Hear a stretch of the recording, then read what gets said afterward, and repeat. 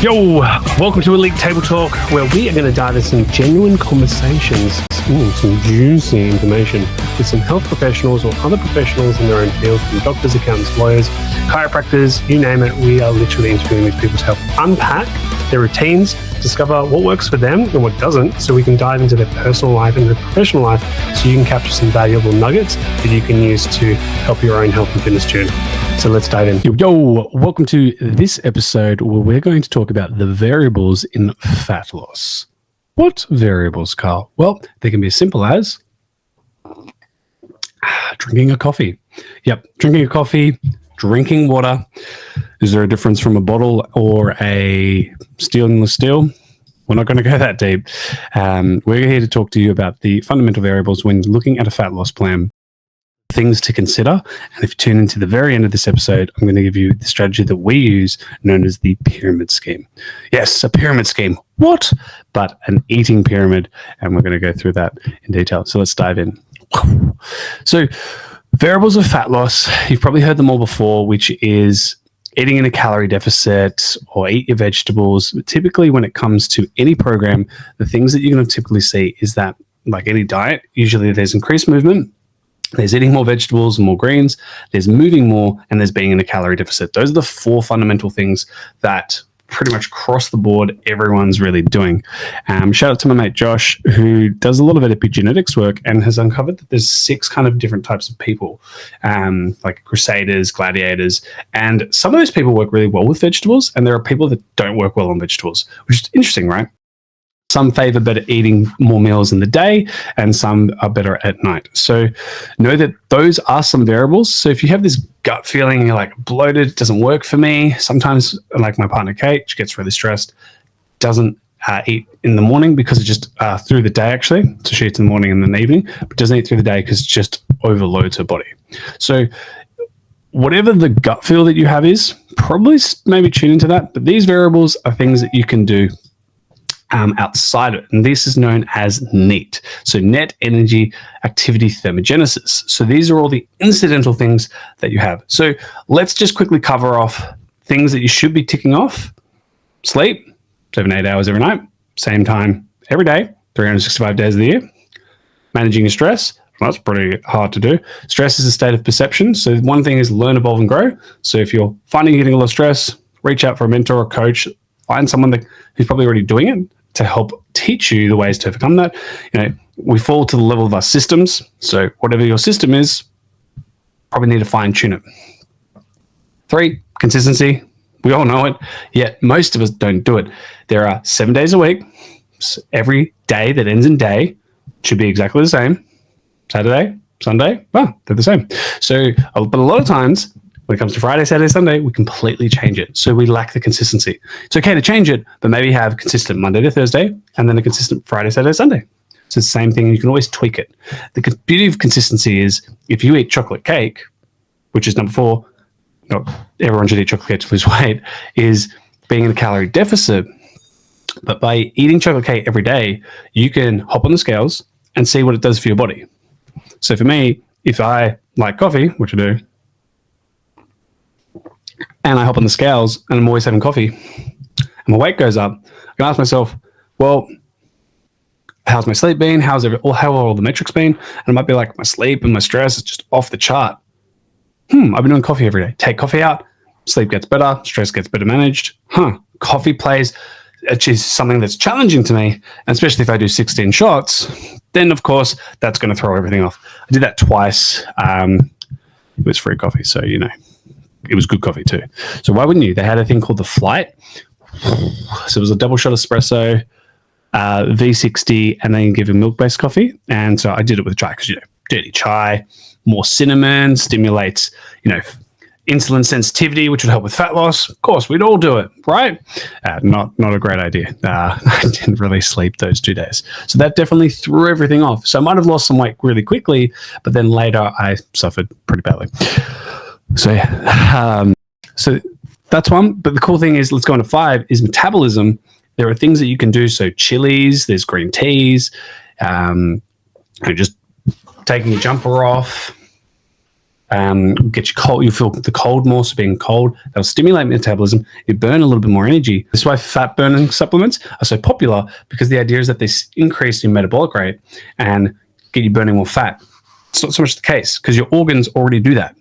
So if you put more stress with fat burners, then your organs don't function as well. So when you stop doing fat burners, then they don't do their job as well, and it's like a reboot. So just know that there are things that can increase your metabolism. This is what NEAT does, net energy activity thermogenesis, and we're going to dive now into that, because these things typically increase our physical activity without us really knowing it, such as fidgeting with a pen, and naturally will have your metabolic rate move a little bit more.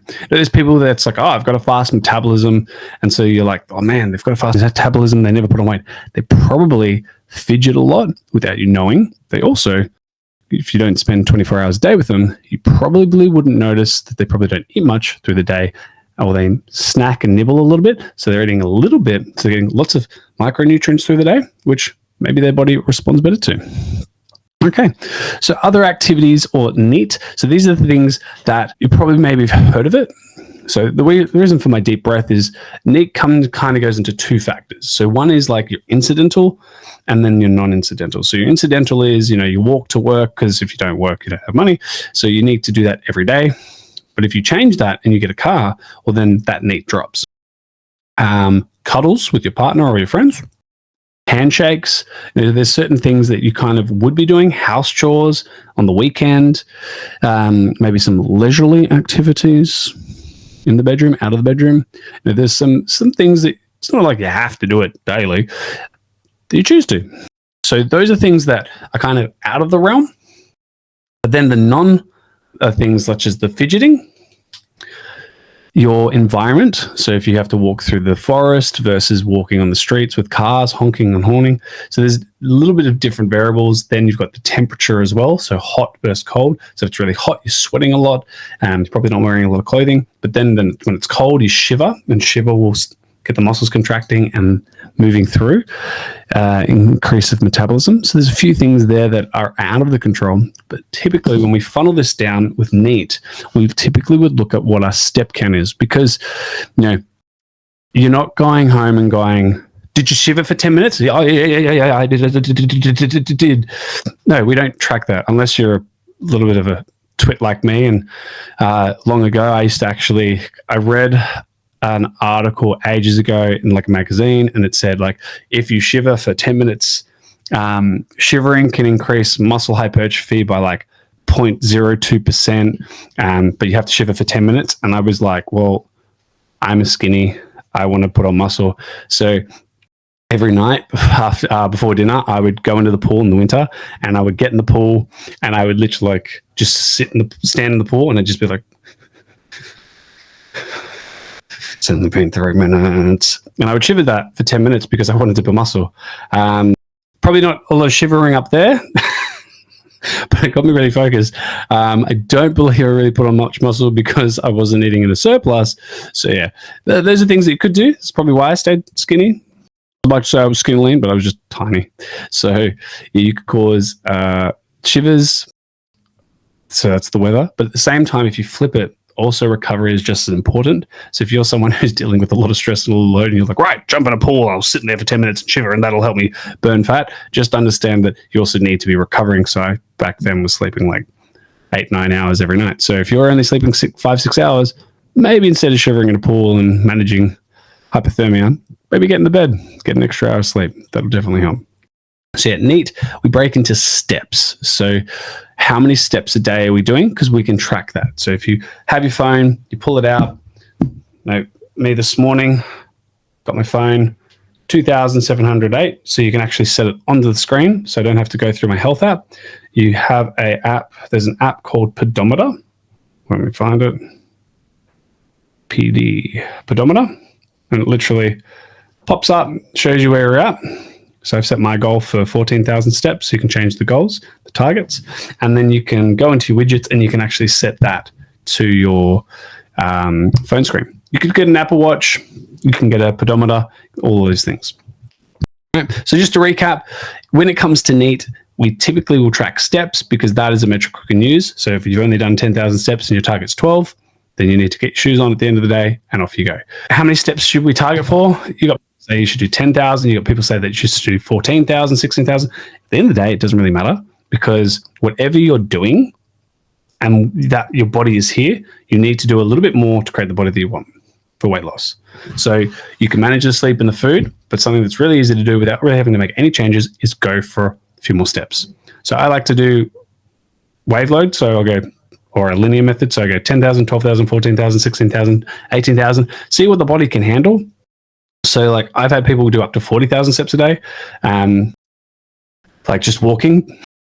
Some people would do like 24,000 steps and they feel a little bit beat up. So then we would do, say, 30 minutes of cardio, but it's a low intermittent steady state, 65, 70% of your heart rate. So you're not like, but you're still able to have a conversation. You can be on your phone, you can work. That's the beauty of cardio, because you're in a safer environment and minimal risk to injury. So bumping into people, these people are the worst, right? Like they're on the phone and you're like, move, tip, just shout, heads up. And then they look up and they realize you're in front of them. So they move out of the way. So those are some things that you can do. So steps, so you titrate it. So think every 2 to 4 weeks, increase your steps by 2,000. So these a round number. Or you can do it weekly if you want to progress it faster. But do know that when you bring it down, some things might have to change. Or you can do a deload where you bring your steps back to 10,000 or whatever a normal amount is for you, and then taper it back up. So that is a linear method, titrating that up.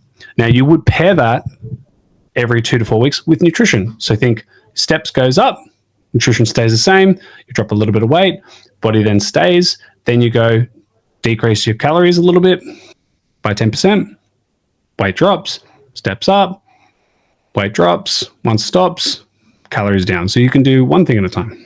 Now, coming into the final section, which is the food pyramid. Now, what is that, Carl?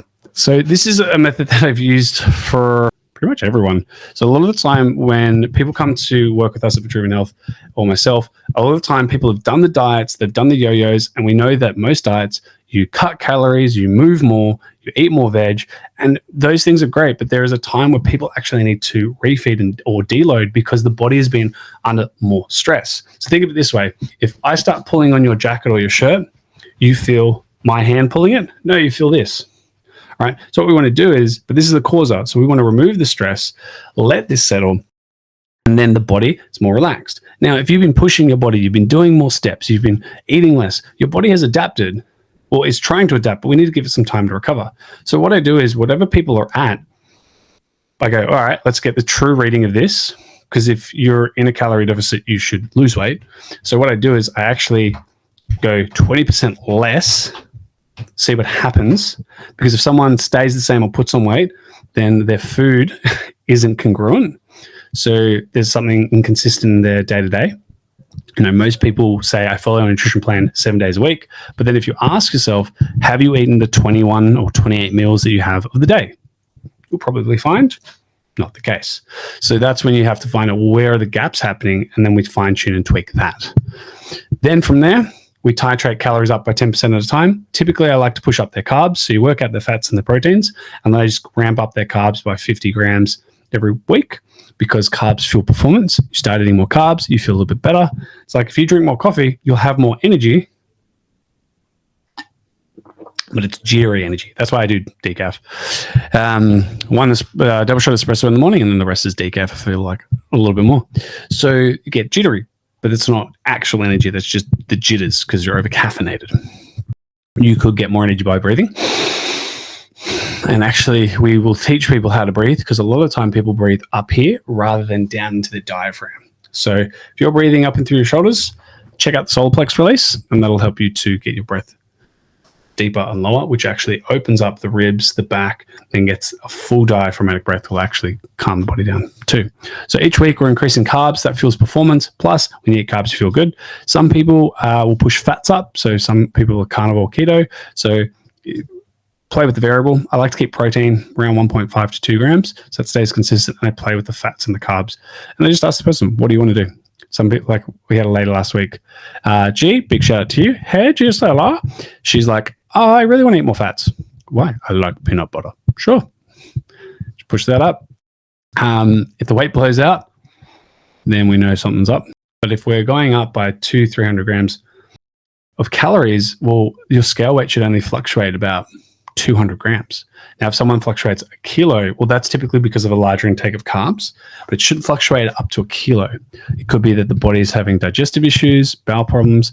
And so we ask, what's your water intake? And we start to just rebuild.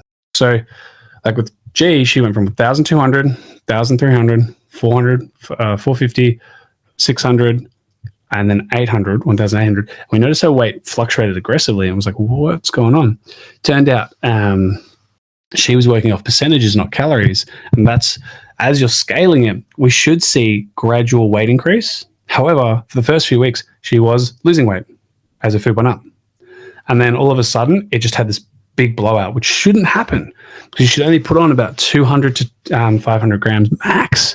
But we saw a 2.5 kilo increase. It's like, what happened? And so there's certain foods that might trigger the body to increase water retention. So for her, made some tweaks and changes with foods. Then we fueled more carbs, training harder, more training volume. And now when we hit at 1,800, we now, 1,850, we now see her weight gradually going up. We go, cool, stop. Now we're increasing her steps, weight's coming back down. Calories are still high, so the body's starting to recover and feel better, more sleep, which is great. So from there, we can play with her weight loss a bit more. Because if she was on 1,200 calories, well, what do? You go 1,000, then 800, 600. Like, you can smell the banana, but you can't eat it. And so that's the challenge with a lot of people that yo-yo diet. They constantly have to go down. Sometimes you need to give yourself a refeed. And that took her 8 weeks until we hit the numbers because, your body's stronger, you have more muscle, maybe different jobs and lifestyle and stresses. So there's different variables there. And so we have to reset that baseline. So for her, it's great. She has to eat more. Another lady we had, she used to sleep 5 hours. She sleep 4 to 5 hours because she's like, I'll sleep when I'm dead. It's like, that's pretty bad mentality. Let's fix that. Would be inconsistent with her steps. Stress was high and would train irregularly. So we got her training right 5 times a week, just consistency. Built that foundation, worked on her sleep. It took us 6 months to get her sleep right. So her body fat would fluctuate between 20 to 24%. So it was very fluctuant, trying to get her calories up, trying being the word. So we got up to around 2,200. Then eventually she gave in. She's like, what do I need to do? I'm like, you need to sleep. We got she actually got to periods of 10 hours of sleep. Remember that? But on average, she would get about 7 to 8 hours sleep. And then we were actually able to get her calories up to 3,000. And then she started dropping weight. She's now sitting around 16 to 18% body fat. And this is off caliper testing. It's pretty cool, right? So she now put on more muscle. So she went from weighing about 68 kilos, now sits around 71. But she sat at 68, started to fluctuate up. Body fat would get leaner. So she's putting on muscle and dropping body fat, which is the art of recon, which is great. And we now sit around an average of 3,000 calories. We've now brought her calories down to 2,400 on average because cognitively she feels sharper, better. And so we've also had to drop one of her training sessions. So she now see how like more training, you burn more energy. That's the metabolism at play.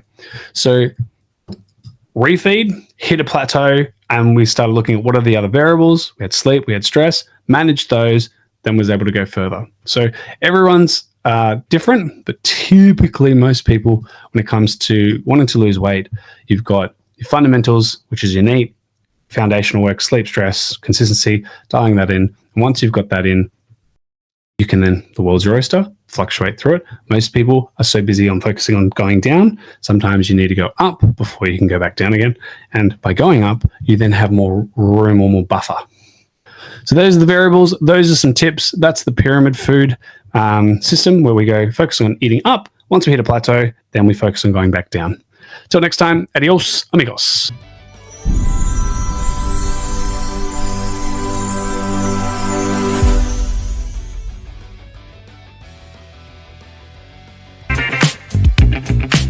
Thank you so much for joining us on Table Talk. Hopefully you got some insightful information from those health professionals and you can apply it to your own life and own health and fitness. Remember to give us a like or subscribe, share to the channel, and if you feel you'd like to be on the next podcast episode, reach out to us on the links below and we'd love to see you on the next episode. Adios, amigos.